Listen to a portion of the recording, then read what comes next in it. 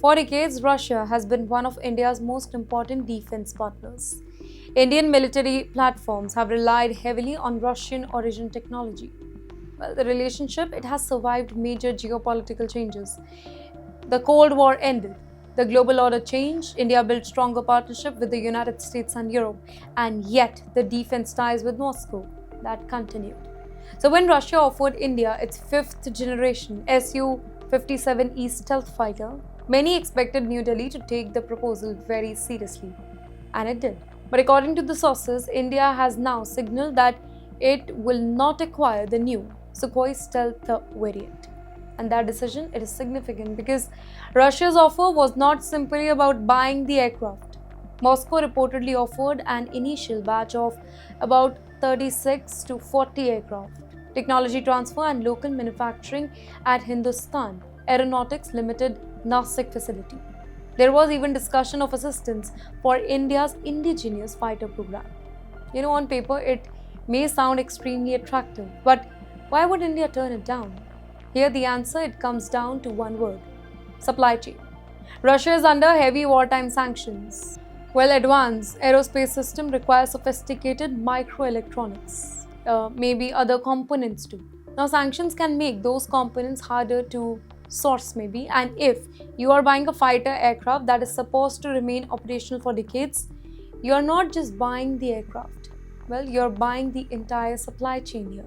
You're buying spare parts. In fact, you're buying the upgrades, you're buying the maintenance, you're buying the software, and you're buying the future tech. And if the supply chain becomes vulnerable, the risk it does not disappear when the aircraft is delivered. It can become a long-term military problem for you. Well, India has already experienced delays involving spare parts for some existing Russian origin platform. So New Delhi appears to be looking at a bigger picture here, ladies and gentlemen. New Delhi is playing smart. Do we want to become more dependent on system whose supply chain it could be affected by sanctions here? Well, or do we invest more heavily in building our own? And that brings us to the Atmanirbhar Bharat. India is increasingly trying to build sovereign defense capabilities here. Instead of simply importing the next generation fighters, the focus is shifting towards upgrading the existing Su-30 MKI fleet with Indian system and escalating the indigenous AMCA, Advanced Medium Combat Aircraft Program. And that is a very different strategy, by the way. You know what it says? It says that we will modernize what we actually have here. Well, we will build what we don't have, and we will try to control the tech ourselves. Now, this does not mean that India is abandoning Russia. It is making an important decision. There is very different opinion here. India continues to have energy and defense relationship with Moscow.